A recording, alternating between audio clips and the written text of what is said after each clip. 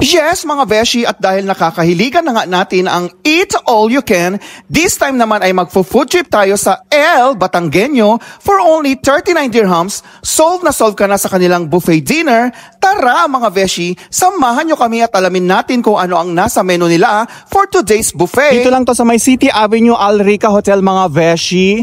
Siyempre, ang una natin kakainin mga beshi is chicken afritada. Nilagang okra, piniritong talong. Tapos ang perfect ng partner nito mga beshi is alamang nila mga beshi. Kinataang kalabasa with crabs, pero yung gulay lang kinuha ko mga beshi. Unlimited din ang kanilang iced tea mga hi beshi. Ito bet ko mga beshi ang kanila bagoong rice. Meron silang sinigang na ribs. Meron silang canton gisado mga beshi. Pag Friday mga beshi mo silang kanilang menu is Filipino foods. Tapos of course ang aking paborito munggo mga beshi. Kain tayo mga beshi. Alam niyo na mga beshi, ang munggo is para napakasimple lang siya na ulam ng pangkaraniwang kababayan mga beshi. Pero itong munggo ng El Batangueño, nabigyan ng magtinding kalidad. Pag hindi nyo naman gusto mag-rice, itong sauteed vegetable ang perfect combination ng fish fillet. Ang sarap nito. Kain mo. Huli, pero hindi kulong. Pangilan mo na yan, Bangladesh? Walang tapon mga beshi ang kanilang mga putahe dito. Uy, ang sarap din ang bake mac niya mga beshi, sa totoo lang.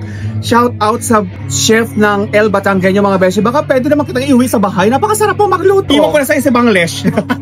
Hanggang sa muli na naman namin pagpo-food trip ni Bangladesh mga beshi. God bless. Bye!